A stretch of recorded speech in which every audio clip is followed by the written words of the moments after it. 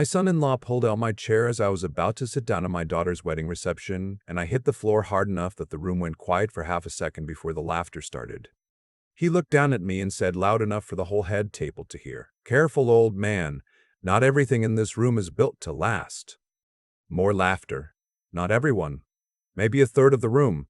But a third of a room is still a lot of people watching you try to get up off a hardwood floor in a suit you've owned for 11 years.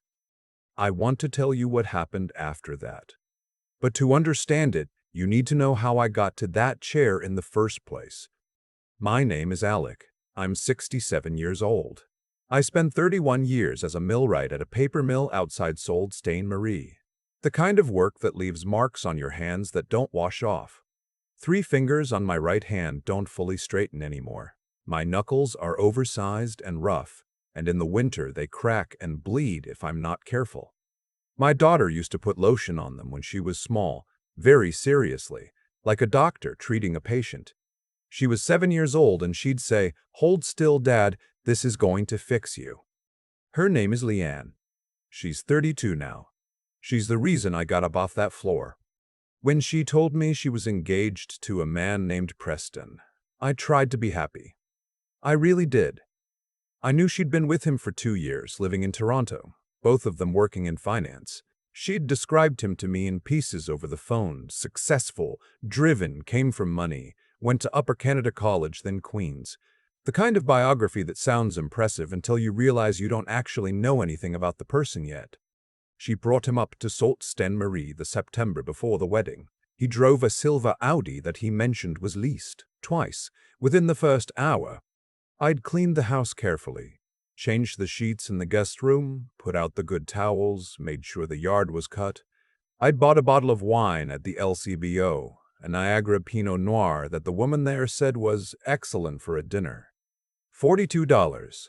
I remember that because I stood in the aisle for a few minutes calculating whether it was reasonable before I bought it. Preston shook my hand at the door with the particular grip of someone who's been taught that a firm handshake matters. He looked around my living room once, quickly, the way people assess a place without meaning you to notice. He said, "Cozy," and then he smiled at Leanne. We sat down to dinner. I'd made roast chicken, potatoes, green beans from the garden. Preston asked if we had sparkling water. I didn't. He had tap water and said nothing more about it. He spent most of the meal asking me questions that sounded respectful but weren't quite. What does a millwright actually do day to day? Did you always plan to stay in Sault Ste. Marie, or did that just sort of happen? Do you find you miss the structure now that you're retired? Each one delivered with genuine curiosity on the surface, and underneath it a very faint suggestion that my answers were the answers of someone whose life had been small. I answered them honestly. I told him what a millwright does. I told him I'd stayed because my wife was from here and her parents were aging, and then she got sick, and then she passed, and by then my roots were deep and I didn't see a reason to pull them up. I told him I didn't miss the structure because I'd built a woodworking shop in the garage and kept myself busy. He asked to see the shop after dinner. I took him out there. I showed him the workbench, the tools organized on pegboard, the cabinet I was halfway through building, white oak hand-cut dovetails on the corners. He picked up a chisel, examined it, set it back down. "Impressive," he said. "Very therapeutic, I imagine." I didn't say anything to that. I just turned off the light. The visit lasted 2 days. When they left, Leanne hugged me long and tight at the door.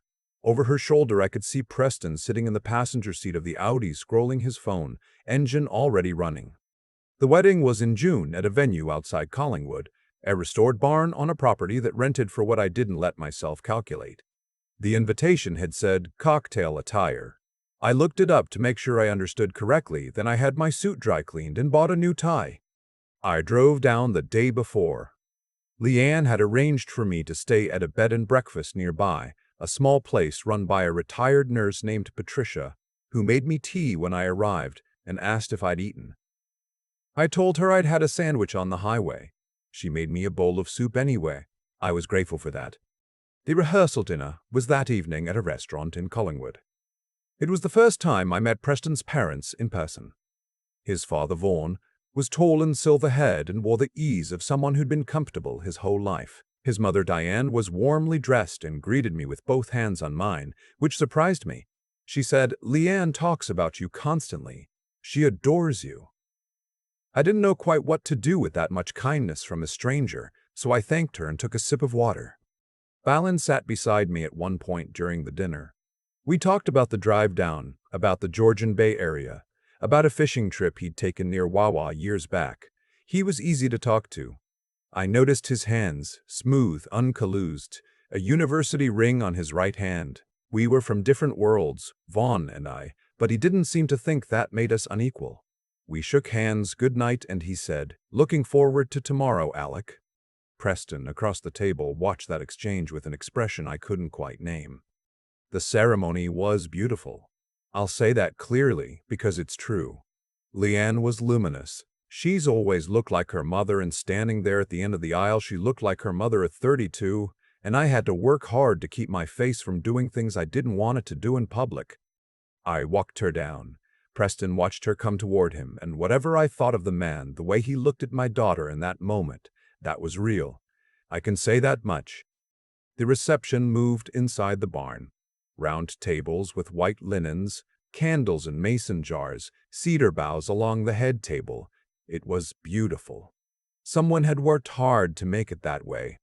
I was seated at the head table beside Leanne. Preston was on her other side. We'd been at the table for perhaps 10 minutes, cocktail hour wrapping up, people finding their seats. I was half standing, adjusting the chair to sit down properly, when I felt it go. The chair was there, and then it wasn't. I dropped straight down and landed hard, and there was a second, a genuine second, where I just registered the ceiling and the candles and the noise of the room, and then the laughter started. "Careful, old man. Not everything in this room is built to last."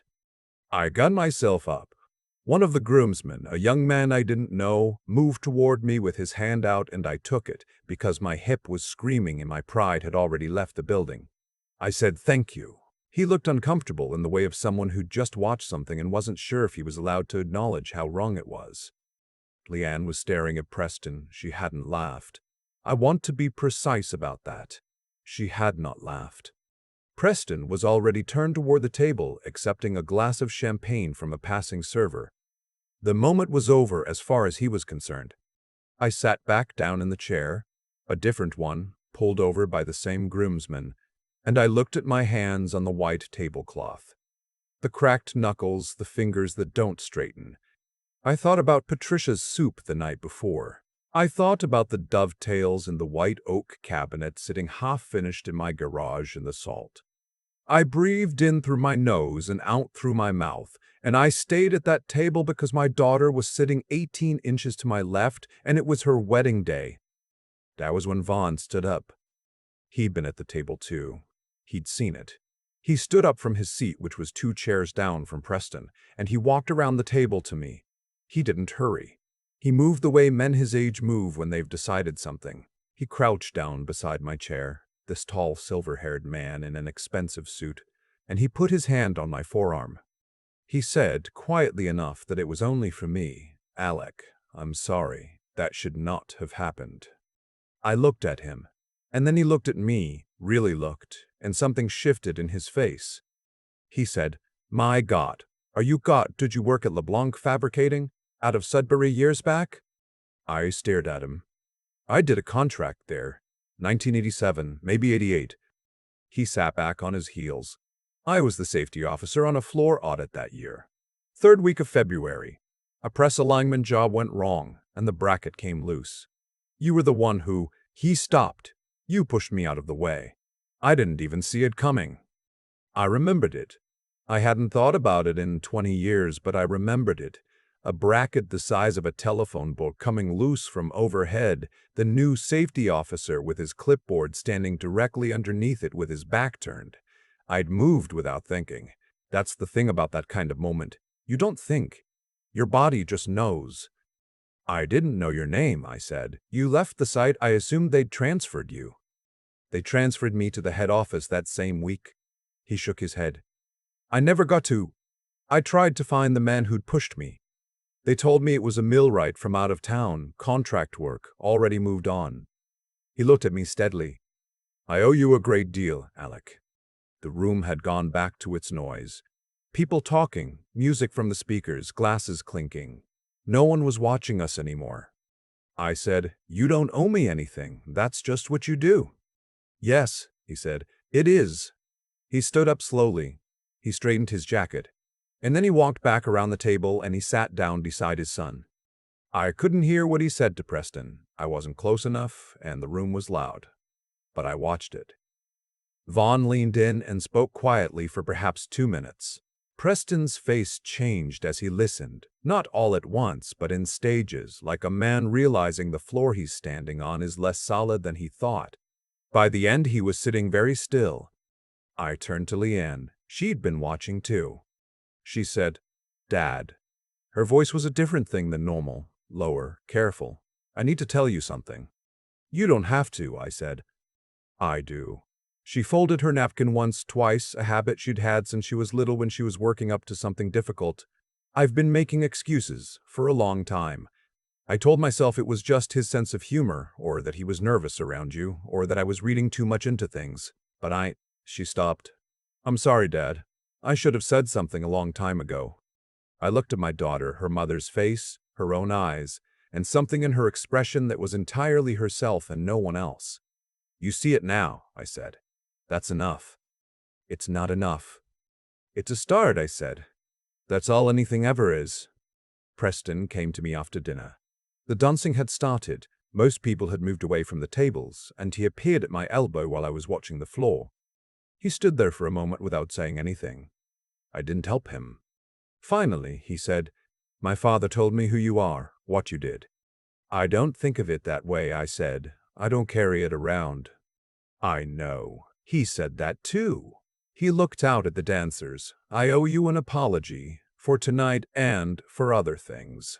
I've been unkind to you and I didn't have the right." I turned to look at him.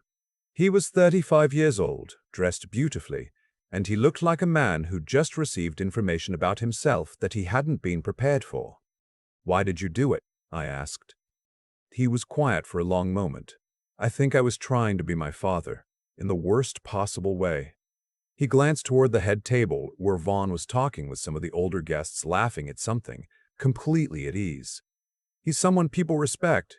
Genuinely, I've spent my whole life trying to manufacture that. It took me until tonight to understand I'd been going about it completely wrong." That is not an excuse, I thought. And also, it's something real. Both things were true at once. I said, "The thing about respect, the kind you're talking about, is that you don't perform it. You just decide what kind of man you want to be and you be that, every day. Nobody's watching most of the time and you still have to do it." I looked at my hands. I've got 11 years of this mill work left in these joints. I cannot stand up quickly anymore and I couldn't open a jar of pickles last Tuesday. But I know who I am. That part's not going anywhere. Preston nodded slowly. He seemed like he was actually hearing it, not just waiting for his turn to speak, which was something. He said, "I'd like to try to do better." "Then do better," I said. "Don't tell me. Show my daughter." He went back to the head table. I watched him find Leanne on the dance floor. She'd gone out with her cousin, and I watched him take her hand, and I watched her look at him with the complicated expression of a woman who loves someone and is also not sure yet of the version of him that's going to show up tomorrow. That's the hardest part of all of it, I think. Not the falling down, not the floor. It's watching your child make the calculation of who someone might become against who they've already shown you they are, and knowing you can't make that calculation for them. She's 32. She has to live her own life. Vaughn found me near the end of the night, just before I was going to get my jacket. He shook my hand, not the handshake of someone who's been taught that a firm handshake matters, but the handshake of someone who means it. He said, 37 years late, but thank you." I said, "You would have moved." "I wouldn't have," he said. "I had my back turned. I didn't see a thing." He smiled, and it was the smile of a man who'd had a long time to sit with that knowledge. "Come for dinner sometime. Patricia, my wife, not your bed and breakfast. She makes the kind of meal you don't forget." I told him I'd hold him to it, and I think I will. I drove home to Sault Ste. the next morning.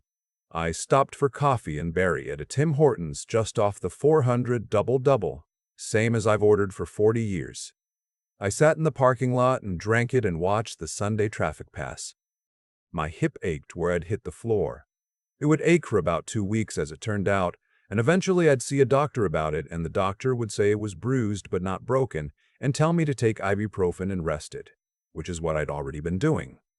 Leanne called when I was just north of Perry Sound.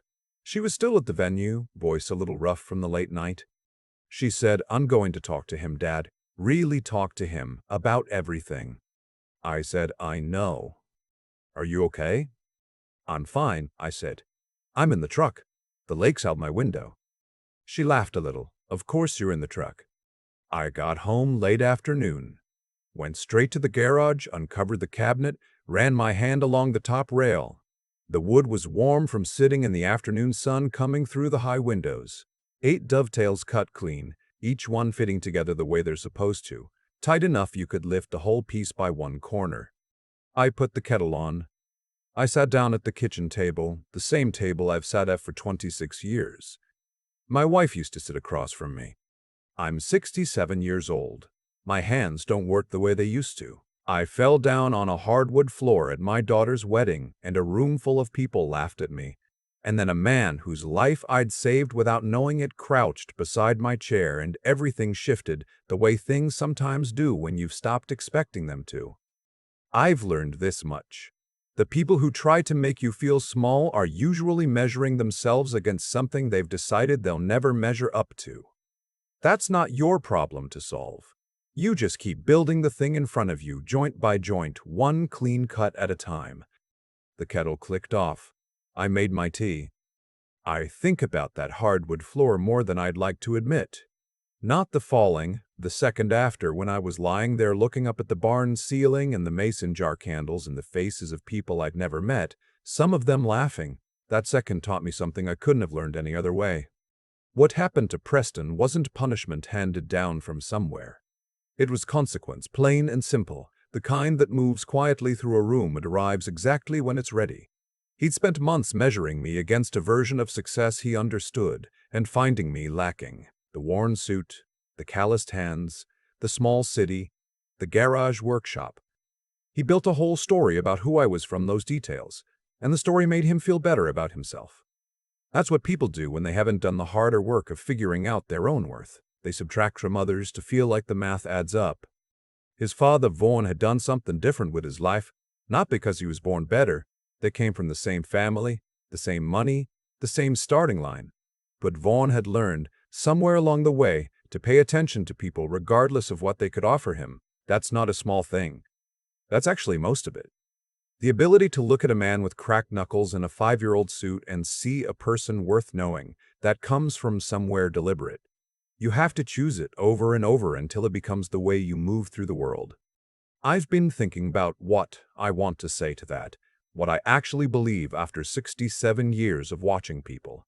I think the truest thing I know is this: character isn't what you do when someone's watching. It's what you do when you're reasonably sure they're not. Preston pulled that chair when he thought it would land as a joke and cost him nothing. Vaughn crouched beside me on that floor when the room had already moved on, and he had every social reason to stay in his seat. Those two choices, in the same hour, in the same barn, told you everything you needed to know about what 35 years of living had built in each of them. Leanne is the one I keep coming back to. She didn't laugh. And then she sat across from me with her folded napkin and her mother's eyes, and she said, "I've been making excuses." That took something. Not just the saying of it, the seeing of it first. It is harder to look clearly at someone you love and name what you see than almost anything else I can think of. She did that on her wedding day. I don't take that lightly. I got back up off that floor. My hip ached and my pride had taken a hit, and a groomsman I didn't know held out his hand and I took it. That's the part I want to remember. Not the falling, but the getting up. Not with drama, not with a speech, just quietly back into the chair, hands on the tablecloth, breathing steady. There's a kind of strength that doesn't announce itself. I've tried to live by it for 67 years. I don't always manage it, but I know what it looks like, and I know it's worth building toward, one ordinary day at a time. The cabinet's finished now. 8 clean dovetails, white oak, fits together the way it's supposed to. I think about that too.